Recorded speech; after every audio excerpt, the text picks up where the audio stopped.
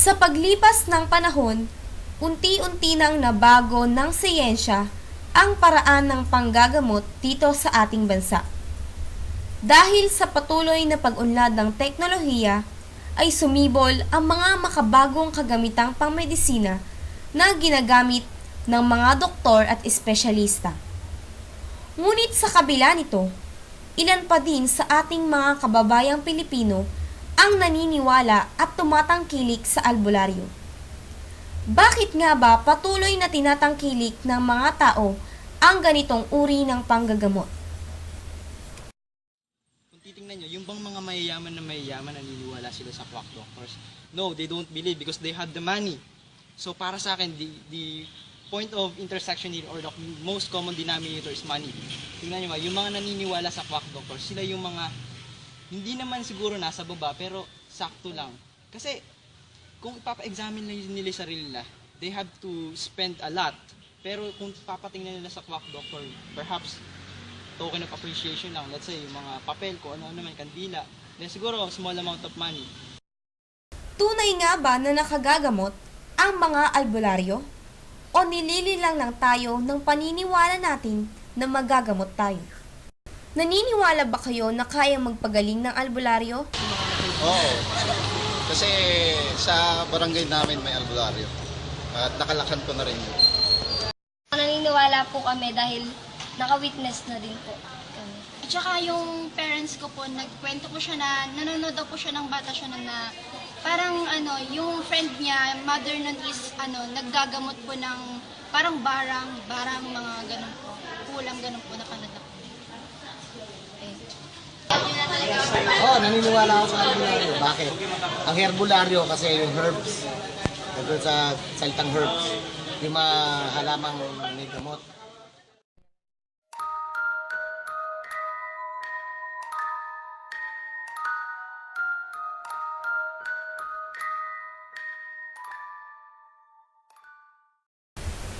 Nagtungo kami sa isang barangay sa bayan ng General Natividad, Nueva Ecija, kung saan kilala at dinarayo ang isang manggagamot na nagngangalang Mang August.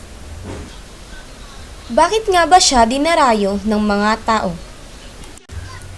Isa si Ate Rose sa naabutan naming nakapila upang magpagamot kay Mang August kasama ang kanyang anak na babae.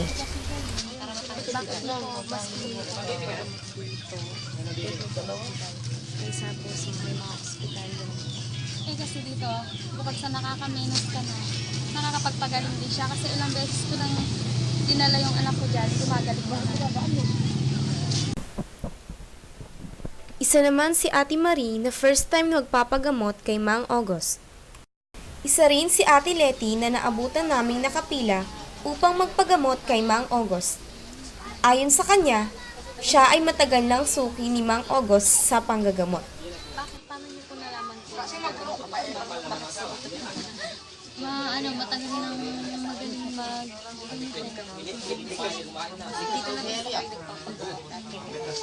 Tsaka balita na talagang magaling siya. Subukan naman po namin. Ano nga ba ang hiwaga o sekreto ng pamamaraan ng panggagamot ni Mang August?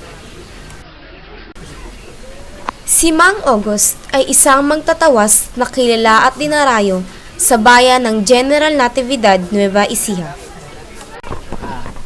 Ayon sa kanya, bata pa lamang siya nang una niyang madiskubre ang kanyang kakayahan na manggamot. Kasi nung ako medyo bata pa nga, na maghihilot-hilot ako na nakakawala naman ako ng halimbawa, may sakit na bata, gano'n.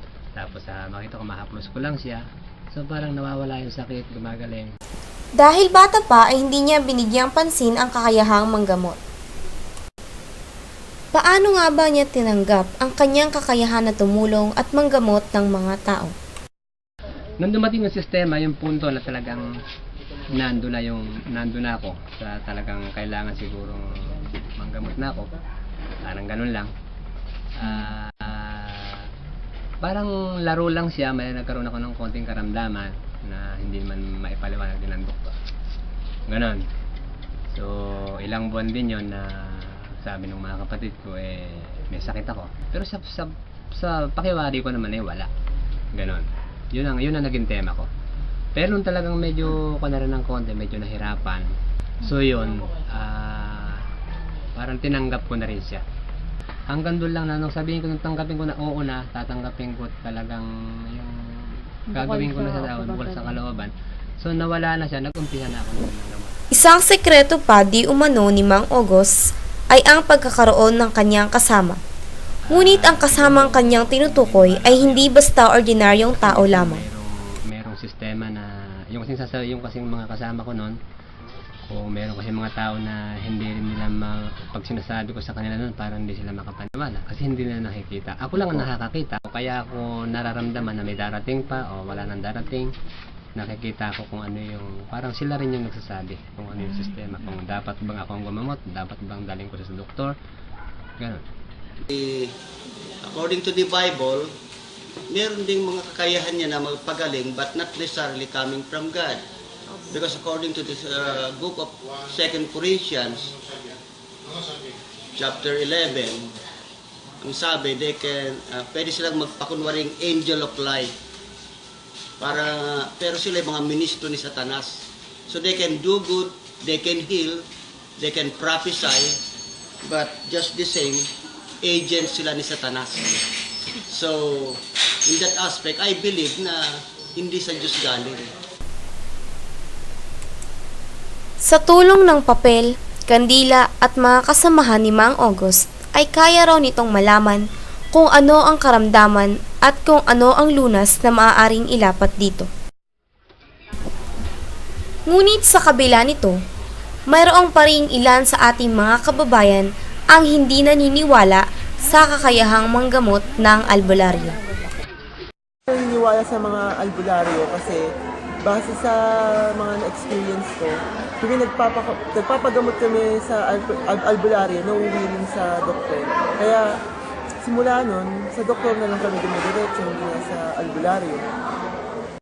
Ako po hindi ako naniniwala kasi sabi sa amin nung pastor ko, syempre sa religion ko, iba yung pinapaniwalaan namin na inisip namin kapag nagdasal ka tapos sa Panginoon, parang mawawala na lahat ng sakit na nararamdaman mo. I don't believe in any quack doctor. Why? Una, anong basis nila? Yung bang basis na kapag ka nabasa yung papel at may nagkahugas, yun na kagad yun. Malalaman mo na kagad kung anong sakit mo o kung ano may nakikita nilang something strange. Tsaka isa pa, kung may nakikita silang spirit, paano nila makikita yun? Di ba? When we say spirit, it's incorporeal. And we are capable of seeing something because of its materiality. So if there's no materiality in any entity, so how can you possibly see anything that is incorporeal? Bawat tao ay may kanya-kanyang paniniwala. Maaaring ang ilan ay naniniwala sa kakayahan ng albularyo at mayroon namang ilan sa atin na hindi naniniwala. Ngunit, anuman ang mangyari, si Mang August ay patuloy pa ring manggagamot hanggat naririyan ang kanyang kasamahan na siyang nagbibigay ng lakas at kakayahang manggamot.